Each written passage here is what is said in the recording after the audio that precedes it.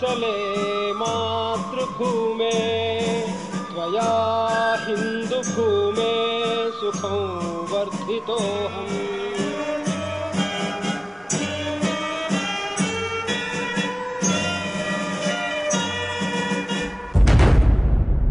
प्रणब मुखर्जी संघ के मंच पर गए थे, तो क्या अब भारत रत्न प्रणब मुखर्जी का अपमान करेंगे नेता? जो सावरकर समाज के जन्योधारू है, जो चड्डीधारी है, सुनो मेरी बात को। संघ के मंच से देश को राष्ट्रवाद का मतलब अगर प्रणब मुखर्जी ने बताया, तो क्या भारत रत्न के सम्मान पर जातीय धर्म की राजनीति होगी? जितने भारत रत्न का अवार्ड दिया गया, कितने दलितों को दिया गया, कितने आदिवासियों को दिया गया, कितने मुसलमानों को दिया गया। राष्ट्रीय स्वयंसेवक संघ के विरोध के नाम पर क्या भारत रत्न को लेकर असहिष्णु हो जाएंगे राजनेता?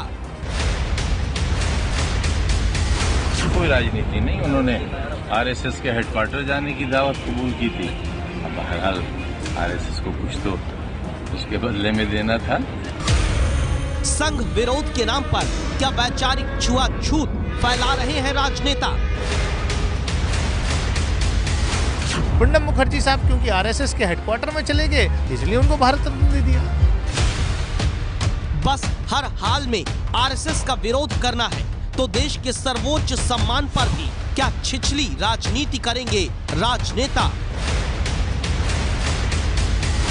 एक गायक को दिया है और दूसरे उनके आरएसएस के आइडियोलॉजी को तैयार करने वाले, उनको एक दिया गया है। नमस्कार, मैं हूं आपके साथ अनुराग मुस्कान। अच्छा, एक सवाल, देश बड़ा होता है या दलों की राजनीति? भारत में सत्ता की सियासत को ही सब कुछ मानने वाले कुछ दलों के नेता आज के इस सवाल की वजह हैं। जी हां, जैसे आम आदमी पार्टी, समाजवादी पार्टी, ओवैसी की एमआईएम, देवेगौड़ा का दल जेडीएस और शिवसेना।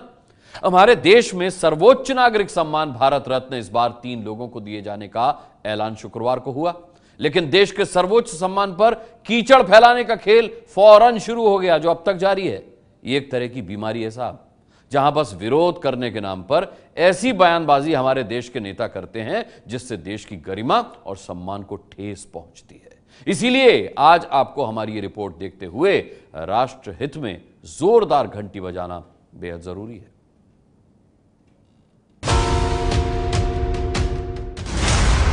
प्रणब मुखर्जी लंबे वक्त तक देश की आर्थिक नीतियों के निर्माता, लेकिन पहले वोट फिर देश की सोचने वाले नेताओं को भारत रत्न सम्मान पाने वाले प्रणब मुखर्जी सिर्फ संघ के मंच पर याद आते हैं।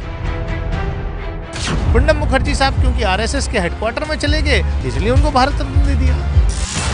प्रणब मुखर्जी 1984 में दुनिया के टॉप 5 वित्त मंत्रियों में से एक चुने गए, लेकिन असहिष्णुता के नाम पर हल्ला मचाने वाले नेताओं की सहिष्णुता का स्तर यह है कि जब प्रणब मुखर्जी को भारत रत्न सम्मान मिलता है तो उन्हें सिर्फ आरएसएस के मंच पर गए प्रणब दा ही याद आते हैं।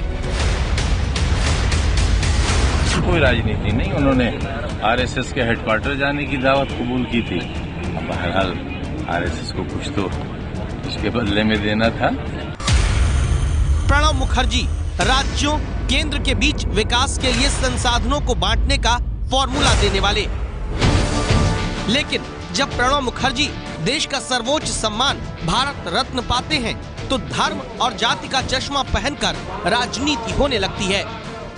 और मुझे मालूम है कि आज रात 9 बजे से टीवी के चैनल पर मेरी शादी का प्रोग्राम चलेगा।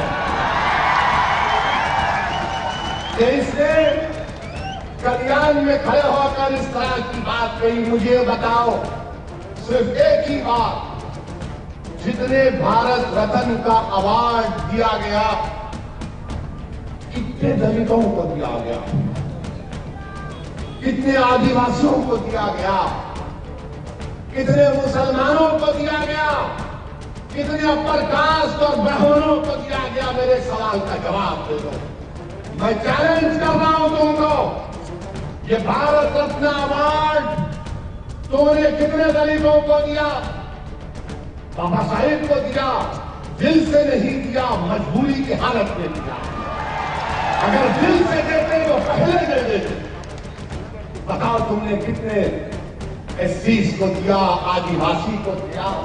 अरे तुम हर चीज अपने लिए, जहां मलाई दिखी तुम खा लिए, दूध बचा तुम पी लिए, घी था तुम काट लिए, दही का तुम लेके भाग गए, और हम क्या करें? जीवन भर बीजेपी और आरएसएस की विचारधारा के खिलाफ राजनीति करने वाले प्रणब मुखर्जी राष्ट्रपति पद से मुक्त होने के बाद 7 जून 2018 को नागपुर में संघ के मंच पर पहुंचे थे और राष्ट्रवाद, देशभक्ति की जो परिभाषा समझाई थी उसे जरा सुनिए। Nationalism is defined as identification with one's own nation and support for the interests, especially to the exclusion of interests of other states. Patriotism is defined as devotion to and vigorous support for one's own country. लेकिन पूर्व राष्ट्रपति प्रणब मुखर्जी को जब देश का सर्वोच्च नागरिक सम्मान भारत रत्न दिए जाने का ऐलान हुआ तो संघ के नाम पर वैचारिक छुआछूत फैलाने की छिछली राजनीति शुरू हो गई। शुरुआत की आम आदमी पार्टी, जिसके मुखिया अरविंद केजरीवाल देशद्रोह नारे लगाने के आरोपी कन्हैया कुमार पर तो कहते हैं कि पता नहीं कन्हैया ने देशद्रोह किया है या नहीं, लेकिन उन्हीं के सांसद संजय सिंह भारत रत्न सम्मान पर सीधे सवाल खड़े करते हैं। भाजपा की भारत रत्न योजना, एक बार संघ की शाखा में जाओ, भारत का रत्न बन जाओ, मजाक बना दिया भारत रत्न का। क्या केजरीवाल की पार्टी प्रणब मुखर्जी के देश में योगदान को सिर्फ संघ के मंच पर देखती है या फिर आरएसएस के विरोध के नाम पर भारत सम्मान का मजाक उड़ाना केजरीवाल की पार्टी को पसंद है? आम आदमी पार्टी के किसी स्टेटमेंट को पढ़ने, सुनने, देखने से पहले ये याद रहे कि वो भारत तेरे टुकड़े होंगे, इसके समर्थक है। बीजेपी सरकार कोई भी फैसला लेती है तो उसे आरएसएस का एजेंडा और नागपुर से मिला निर्देश बताकर विरोधी उस पर राजनीति करते हैं। इस राजनीति पर कोई सवाल नहीं है, लेकिन जब प्रणब मुखर्जी को सबसे बड़ा सम्मान दिया जाता है तो प्रणब दा की योगदान को भुलाकर उसके लिए संघ का नाम लेना क्या सम्मान और सम्मान पाने वाले व्यक्ति के योगदान का अपमान नहीं है? भारत रत्न जिस तरीके से दिया जा रहे हैं, हमारा ये कहना है कि श्री प्रणब मुखर्जी जी को भारत रत्न दिया, उससे पहले शहीद आजम भगत सिंह को देना चाहिए था, डॉक्टर राम मनोहर लोहिया, बीजू पटनायक, मान्यवर काशीराम जी को भारत रत्न देना चाहिए था। क्या इन लोगों का योगदान नहीं है? प्रणब मुखर्जी साहब क्योंकि आरएसएस के हेडक्वार्टर में चले गए, उन्होंने आरएसएस के संस्थापक हेडगिवर की तारीफ कर दी, इसलिए उनको भारत रत्न दे दिया।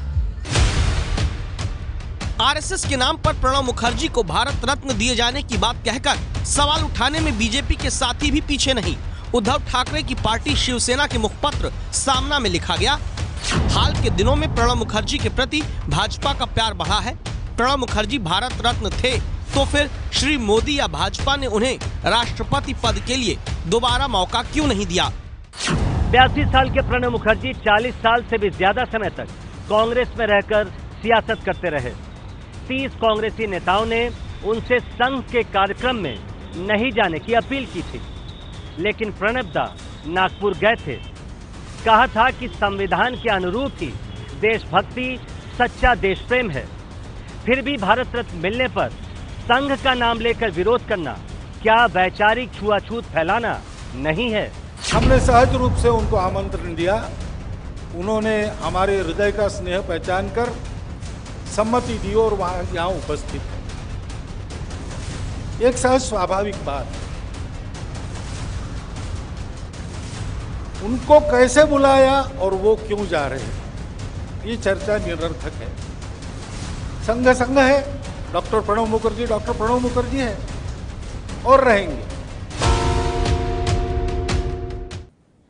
संघ का नाम लेकर भारत रत्न पर सवाल उठाना वो सियासत है जिससे भारत रत्न सम्मान और सम्मान पाने वाले के स्वाभिमान दोनों को चोट पहुंचाने की कोशिश की जाती है। और इसीलिए हम ऐसी राजनीति करने वालों को बताते हैं क्या कि 1982-83 में प्रणब मुखर्जी के देश में वित्त मंत्री रहते हुए IMF से लोन लिया था। लेकिन ऐसा पहली बार हुआ कि लोन की आखिरी किश्त जो कि $110 करोड़ थी, उसे लेने की जरूरत भारत को नहीं पड़ी। यह प्रणब मुखर्जी के वित्त मंत्री रहते सबसे बड़ी उपलब्धि मानी गई। प्रणब मुखर्जी के ही वित्त मंत्री रहते कृषि और ग्रामीण अर्थव्यवस्था के लिए national bank for agriculture and rural development यानी नाबार्ड की शुरुआत हुई। 1975 में प्रणब मुखर्जी की अगुवाई में ही देश में क्षेत्रीय ग्रामीण बैंकों की शुरुआत हुई। 2010 में प्रणब मुखर्जी एशिया के सर्वश्रेष्ठ वित्त मंत्री चुने गए। प्रणब मुखर्जी की सबसे बड़ी उपलब्धि मनमोहन सरकार के समय हुई। प्रणब जब 95 ग्रुप्स ऑफ मिनिस्टर्स के चेयरमैन रहे। इसी दौरान प्रशासनिक सुधार, RTI, रोजगार, खाने की गारंटी जैसे बड़े फैसले लिए गए। प्रणब मुखर्जी की चेयरमैनशिप के दौरान ही आधार, मेट्रो रेल जैसे कुछ और फैसलों पर अमल हुआ। लेकिन शुचिता की राजनीति करने वाले देश के पूर्व राष्ट्रपति प्रणब मुखर्जी को भारत रत्न सम्मान दिए जाने पर संघ की आड़ लेकर ऐसी राजनीति की गई जिसकी घंटी बजानी बेहद जरूरी है। सबसे बड़ा कंट्रीब्यूशन है देश का यूनिटी, देश का इंटीग्रिटी बजाय रखने के लिए जो कोशिश आम आदमी कर रहा है। नमस्कार। प्रणब मुखर्जी देश की एकता और अखंडता की बात करते हैं, लेकिन उनके सम्मान को सिर्फ संघ के कार्यक्रम में जाने का इनाम बताने की होड़ राजनेता करते हैं। कोई राजनीति नहीं, उन्होंने RSS के हेडक्वार्टर जाने की दावत कबूल की थी। बहरहाल RSS को कुछ तो उसके बदले में देना था। संघ के कार्यक्रम में जब प्रणब मुखर्जी गए थे तब उनकी बेटी से लेकर कांग्रेस के 3 दर्जन नेताओं ने सवाल उठाया था, लेकिन भारत रत्न सम्मान मिलने पर कांग्रेस ने स्वागत किया है। फिर भी अब नए तरीके से कांग्रेस इसे अपनी जीत बताने लगी।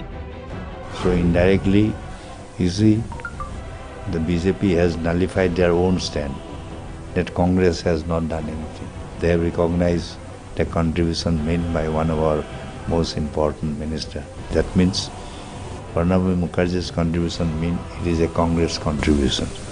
Normally also I didn't approve.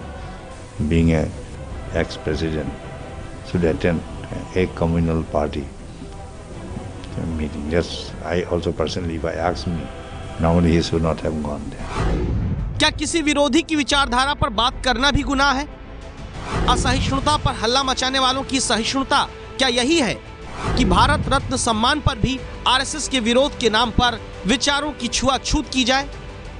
Liberal होने की पहली शर्त यह है कि आप एकोमोडेटिव हों, आप दूसरे को सुने, आप खुद भी डेमोक्रेटिक हों, आप जिस संस्था से भी जुड़े हैं उस संस्था का संविधान होना चाहिए और ऐसा संविधान हो जिसमें सब लोगों का के लिए स्कोप हो। संघ तो छुआछूत नहीं मानता, जैसे सोशल समाज छुआछूत नहीं मानता, उसी प्रकार वैचारिक छुआछूत भी संघ नहीं मानता।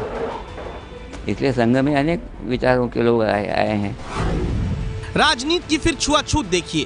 प्रणब मुखर्जी के साथ ही इस बार भारत रत्न असम की कला और संस्कृति को देश में पहुंचाने वाले भूपेन हजारिका और गांवों से राष्ट्र का उदय देखने वाले नानाजी देशमुख को दिए जाने का ऐलान हुआ तो इसे भारत रत्न की जगह भागवत रत्न बताया जाने लगा।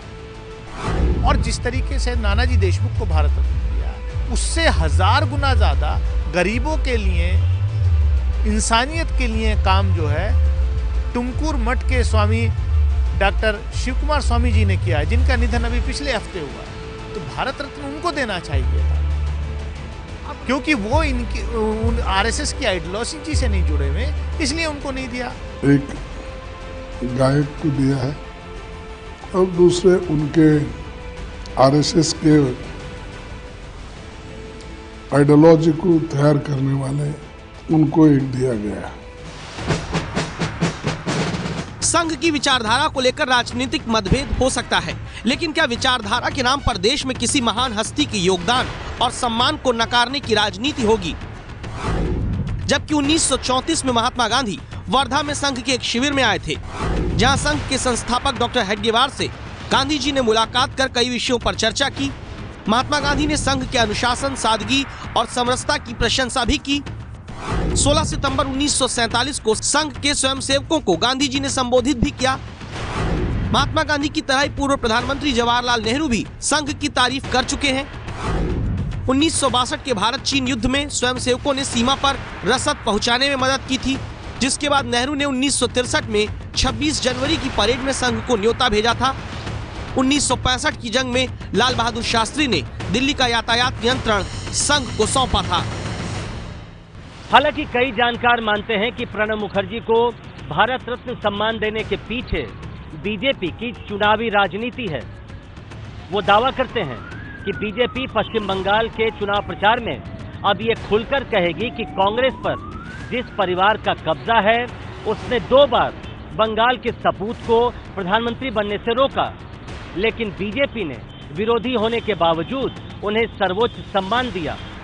तो क्या देश के सम्मान को सियासत के खांचे में फिट कर दिया जाता है?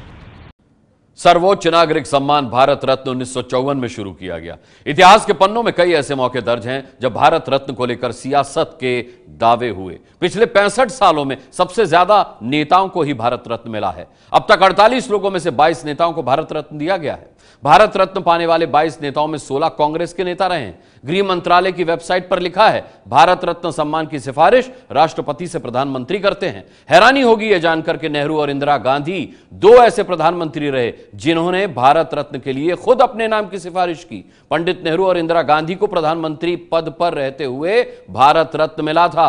वल्लभ भाई पटेल को निधन के 41 साल बाद राजीव गांधी के साथ भारत रत्न मिला।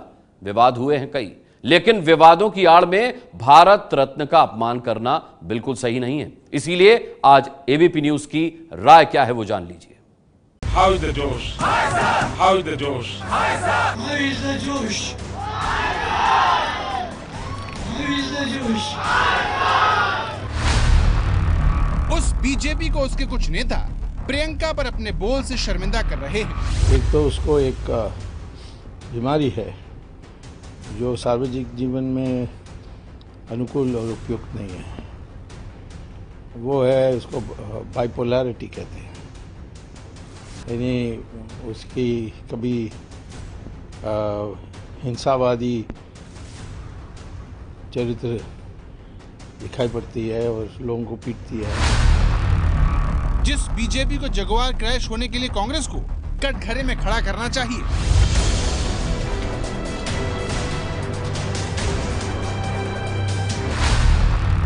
उस बीजेपी के कुछ मंत्री प्रियंका पर विवादित बयान देकर पार्टी को शर्मिंदा कर रहे हैं। क्योंकि कांग्रेस के पास कोई नेता नहीं, तो हो सकता है कि चुनाव की तारीख आते थे प्रियंका गांधी का लड़का भी आ जाए, क्योंकि राहुल जी के पास तो है। जो बीजेपी देशद्रोही नारेबाजी के आरोपी को बुलाने वाली कांग्रेस को बेनकाब कर सकती हो,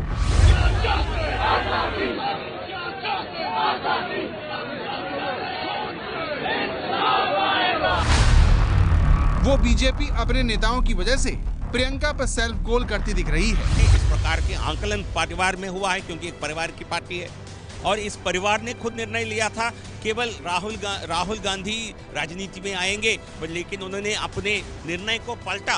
तो कहीं ना कहीं माताजी ने कहा होगा, बस बेटा तुम्हारे बस की बात नहीं है, तो बहन को भी साथ लेकर चलो। मोदी की लंका,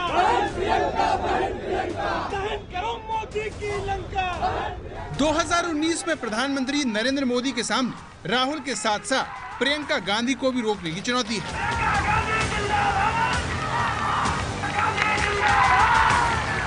लेकिन बीजेपी के कुछ नेता मोदी का हाथ मजबूत करने की जगह कमजोर करते नजर आ रहे हैं, जिसने कांग्रेस के हौसलों को बुलंद कर दिया है।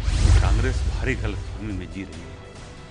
सुंदर चेहरों के आधार पर इस देश के लोगों से वोट नहीं लिया जा सकता है, और यदि वो ऐसा सोचते हैं प्रियंका गांधी बहुत सुंदर है इसलिए वो राजनीति में आ गई तो सारा सीट जीत जाएंगे, इसलिए वो मुगालते भी हैं। सवाल है कि प्रियंका के पक्ष में माहौल बनाने वाले अपने नेताओं को मोदी कैसे रोकेंगे? क्या बीजेपी नेताओं की बेलगाम बयानबाजी उसे ले डूबेगी? आखिर नरेंद्र मोदी प्रियंका फैक्टर से निपटने के लिए क्या करने वाले हैं?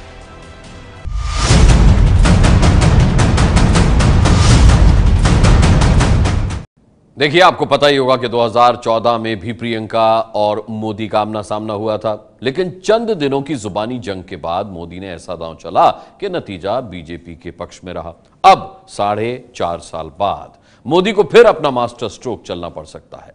आखिर ये दांव क्या है और मोदी कैसे इसे चलने वाले हैं, इसे समझने के लिए आपको ये रिपोर्ट आखिर तक देखनी पड़ेगी।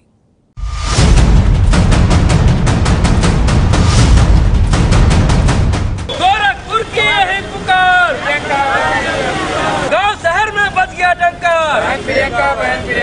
कांग्रेस को उम्मीद है कि प्रियंका गांधी उत्तर प्रदेश में कांग्रेस की तकदीर बदल सकती है। प्रियंका गांधी में कांग्रेस कार्यकर्ताओं को इंदिरा के बाद अब झांसी की रानी का भी अक्स नजर आने लगा है। गांव शहर में बज गया डंका, गोरखपुर की यही पुकार।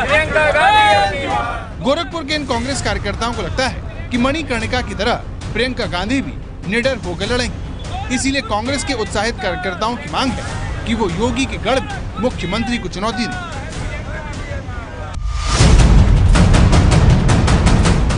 कि जिस तरीके से झांसी की रानी ने अंग्रेजों से मुंह तोड़ लोहा लिया था, उनको भगाया था, हम लोग आज बहन प्रियंका जी को उसी के रूप में दर्शा रहे हैं।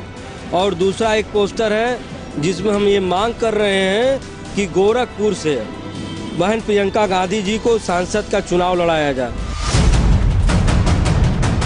कांग्रेस कार्यकर्ताओं का ये जोश तब है जब कांग्रेस का महासचिव बनने के बाद प्रियंका गांधी ने न तो कोई रोड शो किया है और न ही कोई रैली। प्रियंका जी आई है, नई रोशनी लाई है, प्रियंका जी आई है। फिर भी प्रियंका गांधी को लेकर देश और खासकर उत्तर प्रदेश में माहौल गर्म है।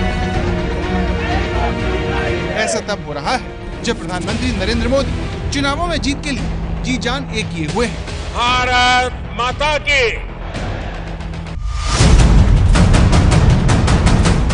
हमारी सेना ने ये स्पष्ट संदेश दिया है कि हम छेड़ते नहीं हैं, लेकिन किसी ने अगर छेड़ा तो हम उसे छोड़ते भी नहीं है।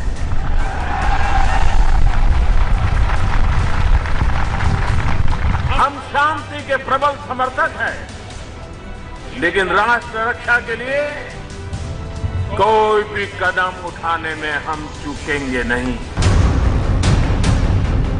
लेकिन प्रधानमंत्री की इन कोशिशों को बीजेपी नेता प्रियंका गांधी की वजह से नुकसान पहुंचा रहे हैं, जिसमें बीजेपी सांसद से लेकर पार्टी प्रवक्ता और मंत्री शामिल हैं।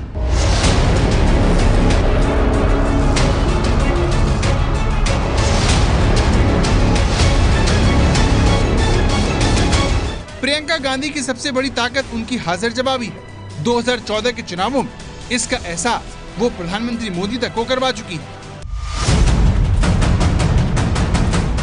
दिल्ली में माँ बेटे का कारोबार चल रहा है और उसमें कुछ कमी पड़ रही थी तो दामाद जी का खेल चल रहा है। जनता सब समझती है, आपके गुजरात का मॉडल भी समझती है, जिसमें आपने कौड़ियों के दाम पे हजारों एकड़ जमीन अपने दोस्तों को दी। आपकी स्वच्छ राजनीति भी समझती है, जिसके मिसाल कल आपके बगल में खड़े हुए युद्ध जनता को हाथ हिला रहे थे। सब समझती है जनता। लेकिन जिस प्रियंका में कांग्रेस को इंदिरा जैसा नेता बनने की क्षमता नजर आ रही है, उसे सुब्रमण्यम स्वामी बीमार करार दे रहे हैं। एक तो उसको एक बीमारी है जो सार्वजनिक जीवन में अनुकूल और उपयुक्त नहीं है। वो है, उसको बाइपोलैरिटी कहते हैं। यानी उसकी कभी हिंसावादी चरित्र दिखाई पड़ती है और लोगों को पीटती है। एसपीजी लोगों ने बहुत मेरे से कई लोग मिलकर ट्रांसफ़र मांगी थी। अब वो निजी जीवन में थी तो मैंने ये बोला नहीं, लेकिन अब तो मुझे बोलना पड़ेगा कि सार्वजनिक जीवन में है तो पब्लिक को पता होना चाहिए कि इसका कब संतुलन खो बैठेगी, किसी को पता नहीं, इसको बताना चाहिए। सियासी सनसनी फैलाना स्वामी की पुरानी पहचान। पहले उनके निशाने पर राहुल थे और अब प्रियंका गांधी। का जब विवाह हुआ वद्रा के साथ, तो उसकी अध्यक्षता एक पाकिस्तान की ISI एजेंट फरीदा अताउल्ला ने की थी। मुझे ये पता है क्योंकि चिदम्बरम ने चिट्ठी लिखी सोनिया को कि वो भी अटेंड करने चाहते हैं वो उपन्यास, और उसने लिखा कि ये तो निजी मामला है, तो मैं उसमें माने नहीं देंगे, तो चिदम्बरम को उसकी औकात को बता दी। प्रियंका गांधी पर ऐसे ही ऊल जुलूल बयान देने वालों में बिहार सरकार के मंत्री विनोद नारायण झा भी शामिल हैं, जिनकी बातें सुनकर आपको यकीन नहीं होगा कि ये किसी मंत्री का बयान है। प्रियंका गांधी बहुत सुंदर है, इसके अतिरिक्त और उनकी कोई प्रतिभा मुझे दिखाई नहीं दे रही है। ना ही राजनीति में उनका कोई अनुभव दिख रहा है, ना ही अभी वो जिस उम्र में है 37-38 ज़्यादा ही उम्र में है, मुझे लगता है 44 की उम्र में है वो, और इस उम्र में तक उनकी कोई राजनीतिक उपलब्धि मेरे सामने नहीं है। हाँ, सुंदरता है, भगवान ने उनको दी है, इस उपलब्धि को कितना बढ़ाया जा सकता है। प्रियंका को लेकर बीजेपी से आ रहे ऐसे बयानों ने कांग्रेस की नई महासचिव के लिए सहानुभूति पैदा हो रही है, जो चुनावों में बीजेपी को नुकसान पहुंचा सकती है। लेकिन दिन प्रतिदिन बीजेपी के नेताओं की भाषा का स्तर गिरता जा रहा है। ऐसा करने वालों में उत्तर प्रदेश के सहकारिता मंत्री उपेंद्र कुशवाहा भी शामिल हैं, जो प्रियंका पर वार करने के उत्साह में राहुल पर निजी हमला कर बैठे। किसको लेकर के उतार दे, प्रियंका गांधी के लड़के को भी लेकर चला भाई। कांग्रेस तो उसी में जश्न मनाती है कि अगर प्रियंका गांधी के लड़के को भी लीडरशिप दे दिया जाएगा तो उसी को डांस करेगी, क्योंकि कांग्रेस के पास कोई नेता नहीं। तो हो सकता है कि चुनाव की तारीख आते हैं तो प्रियंका गांधी का लड़का भी आ जाए, क्योंकि राहुल जी के पास तो है। कांग्रेस को ऐसे बयानों से नुकसान से ज्यादा फायदा होता है। ऐसा इसीलिए होता है क्योंकि सारी बहस परिवारवाद से निकलकर एक महिला नेता को निशाना बनाने पर आ जाती है, और प्रियंका गांधी अपनी बातों से जनता को अपना कायल कर देती है। नेता होता क्या है? आपका सेवक होता है। यहाँ खड़े होने की उसकी हिम्मत नहीं होनी चाहिए। वहाँ होना चाहिए नेता, और आपको यहाँ होना चाहिए। प्रियंका गांधी पर बीजेपी के हमले से कांग्रेस को कैसे फायदा होता है, इसका सबसे ताजा उदाहरण कर्नाटक की तस्वीरें हैं, जिसमें कांग्रेस के पूर्व मुख्यमंत्री सिद्धारमैया एक महिला से अभद्रता करते हुए कैमरे में कैद हो गए।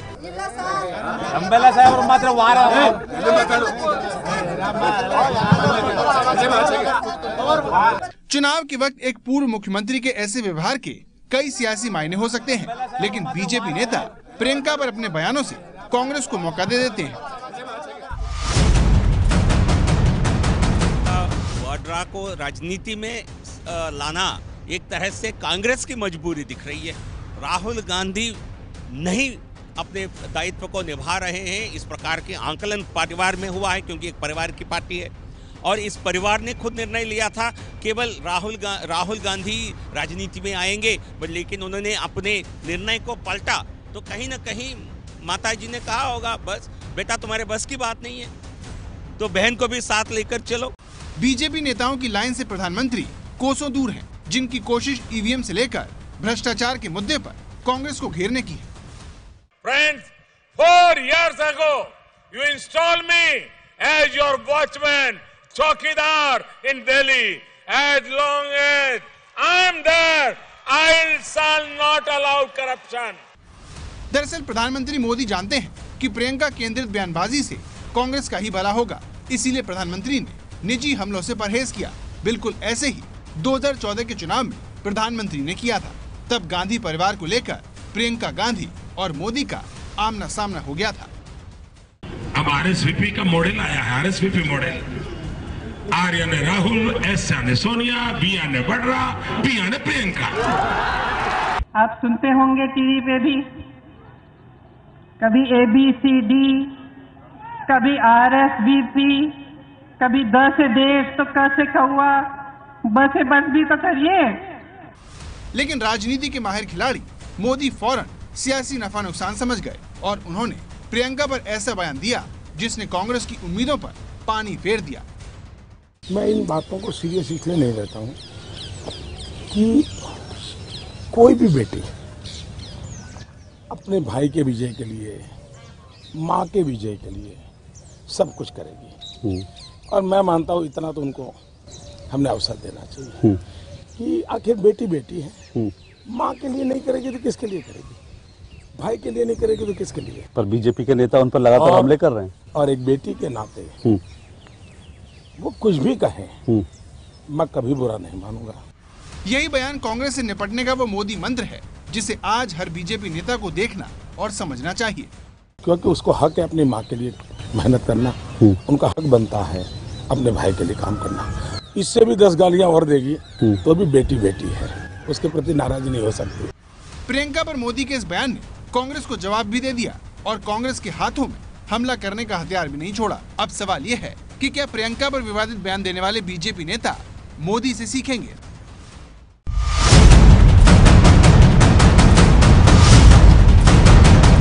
ये है एबीपी न्यूज़, आपको रखे आगे।